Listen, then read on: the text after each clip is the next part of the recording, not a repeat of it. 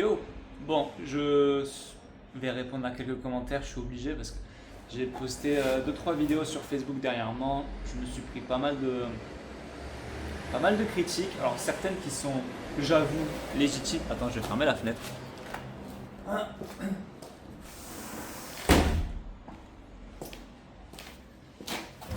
Tac, certaines sont légitimes parce que c'était des vidéos un peu de merde où je soulève 4 plaques, je fais l'idiot et donc forcément, ben, t'as des gens qui sont un peu méchants par rapport à ça, tu vois.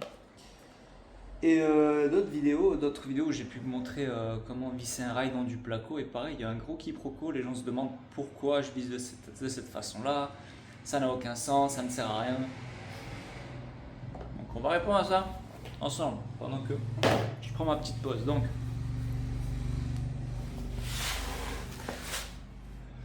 un commentaire de Christophe. Donc dans la vidéo où je soulève 4 plaques. Parce que moi je bouffe un peu. J'ai commencé à 16 ans dans le BTP et j'ai aujourd'hui 54 ans. Heureusement, j'ai su travailler avec intelligence. Certains de mes collègues n'ont pas écouté et ont fini avec l'âge avec beaucoup de problèmes de santé malheureusement. Hop là. Un conseil, écoute, tu es encore jeune, sinon tu vas vite regretter la facture plus tard. Donc, ce genre de commentaires constructifs, je les aime beaucoup parce qu'ils ont totalement raison. Ce n'est pas parce que dans une vidéo, je soulève beaucoup de poids que je fais ça tous les jours. Et ce n'est pas parce que je soulève beaucoup de poids que je considère que c'est quelque chose d'honorable de soulever beaucoup de poids, que c'est cool en quelque sorte de le faire. Mais il y a quelque chose dont j'aimerais, on va dire un sujet que j'aimerais éclaircir. Quand on travaille dans le bâtiment, on se bousille la santé peu importe ce qu'on fait, malheureusement. Ce produit-là, par exemple, c'est un produit qu'on utilise très souvent, surtout en format liquide, mais là il est en spray, il est vaporisé. Et d'ailleurs, en amont, je l'ai pchité sur du polystyrène. Je vais te montrer ça après, qu'est-ce que ça fait au polystyrène. Derrière, il y a marqué surtout ne respirez pas ça, mettez des gants, ne pas fumer. Bon, c'est la base, évitez de respirer les poussières, fumée, gaz, brouillard, vapeur.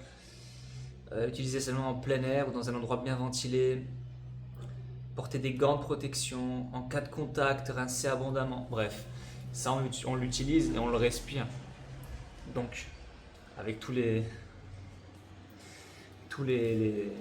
signes de sécurité derrière, c'est un des produits qu'on utilise et qui nous bousille la santé comme plein d'autres. La poussière de plâtre, c'en est une autre de merde qui finit par boucher nos poumons. Donc, quelque part, j'ai envie de te dire, même si tu te tiens à carreau, tu vas te faire mal. Ce n'est pas une raison pour exagérer du coup ta descente aux enfers, pour accentuer tes problèmes. Donc, va pas non plus soulever du poids stupidement. Et c'est ce que ces mecs-là essaient de me dire par commentaire. Et je suis d'accord. Je suis d'accord. L'idée quand même est que si jamais tu dois soulever beaucoup de poids parce que X raison, tu dois soulever beaucoup de poids, ça m'arrive des jours de livraison, j'ai mal au bras, des jours de livraison, je dois rentrer 6 palettes de BA13. Bon, mais chaque palette c'est plus d'une tonne, faut le faire. Faut le faire et si je suis tout seul, je vais le faire tout seul. Il n'y a pas 36 000 solutions. Je vais rentrer chez moi avec des problèmes, entre guillemets, des petites douleurs, des tendinites. Aujourd'hui, j'ai 27 ans, donc c'est rien de grave, mais d'ici quelques années, les conséquences pourront être plus visibles et quand elles seront visibles, ce sera trop tard.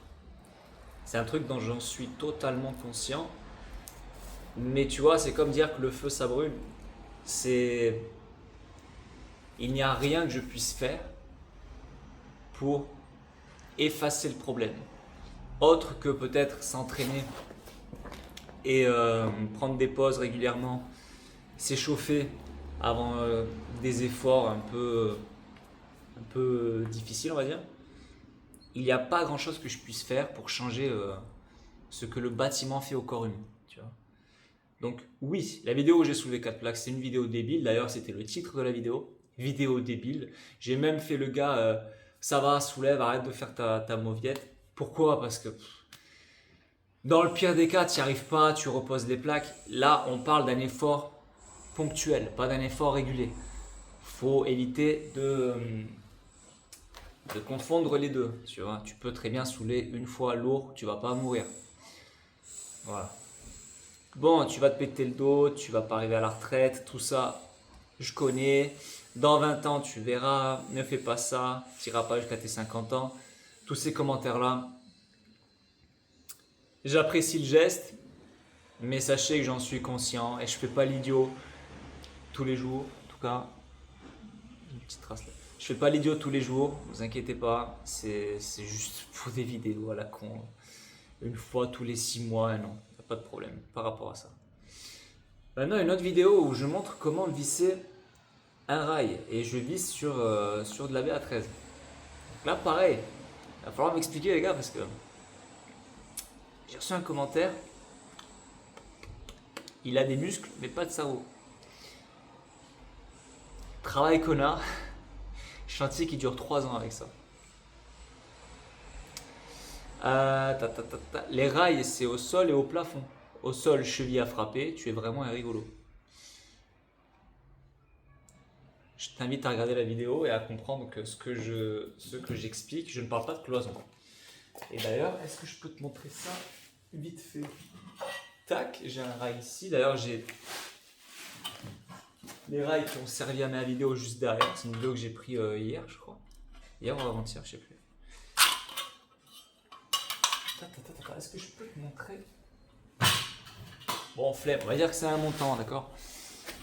Quand tu visses un rail au plafond et que tu le bloques, boum, en mettant une vis toute droite ou de travers, comme tu veux, que derrière tu viens mettre, hop là, tes montants.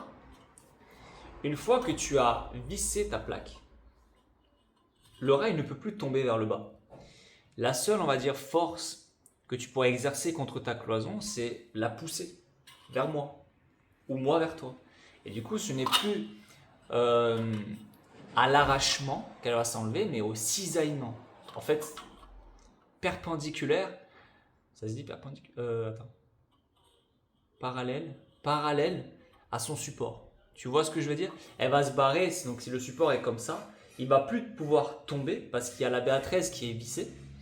Par contre, elle peut très bien s'arracher et tomber dans l'autre sens là. Chose qui n'arrive jamais parce que quand tu as vissé ton rail et que tu as plaqué, que les joints sont faits, ben, c'est un mur. Tu ne risques pas d'arracher ta cloison. Donc j'ai reçu beaucoup de commentaires dans ce style-là et je suis d'accord. Maintenant les gars, j'ai jamais parlé de cloison. J'ai jamais parlé de cloison dans cette vidéo-là. Tout ce que j'ai dit, c'est si tu veux visser un rail sur ton placo, il y a une façon de le faire.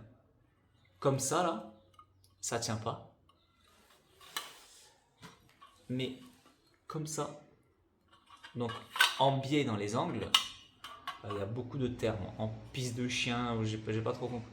Bref, il y a beaucoup de termes. Moi j'ai un terme qui est italien et avec lequel j'ai appris à travailler. Donc mon terme à moi sera différent du vôtre. Peu importe.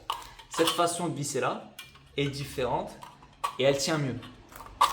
Dans tous les cas. Dans tous les cas.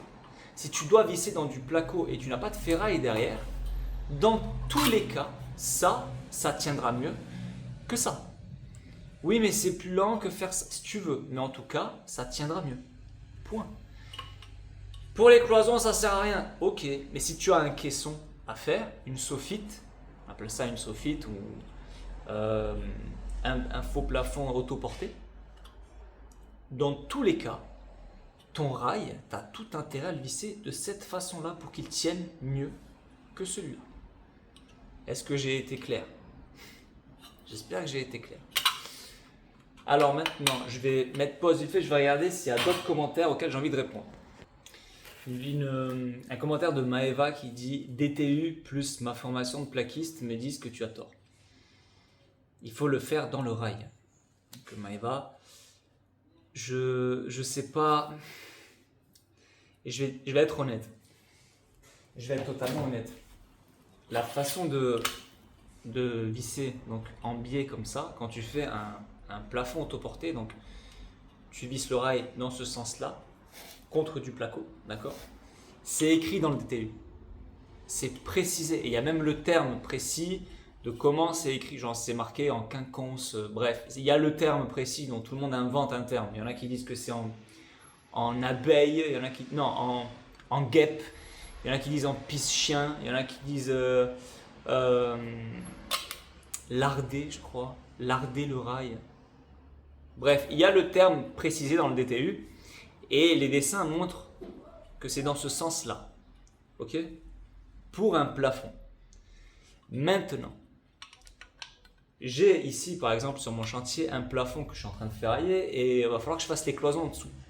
Je ne tomberai pas avec mes cloisons forcément sous le rail, je le sais. Je ne vais pas monter dans les combles, rajouter de la ferraille là où il y aura ma cloison.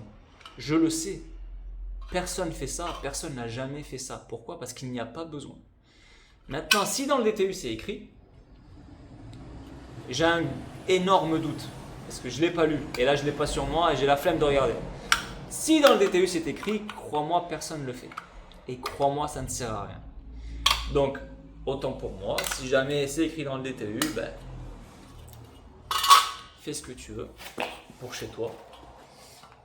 Mais pour l'avoir fait pendant plusieurs années et pour avoir connu des gens et beaucoup de monde qui font ça depuis plusieurs décennies, personne ne fait ça, il n'y a pas besoin. Une fois que tu as vissé ton rail, surtout pour des cloisons, tu peux visser ton rail même tout droit.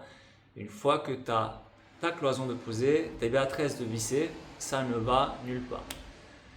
Bref, vidéo de 12 minutes, c'était à côté de la plaque, je crois que j'ai tout dit. Cette vidéo-là, je la posterai sur YouTube et sur Facebook. Et puis voilà quoi.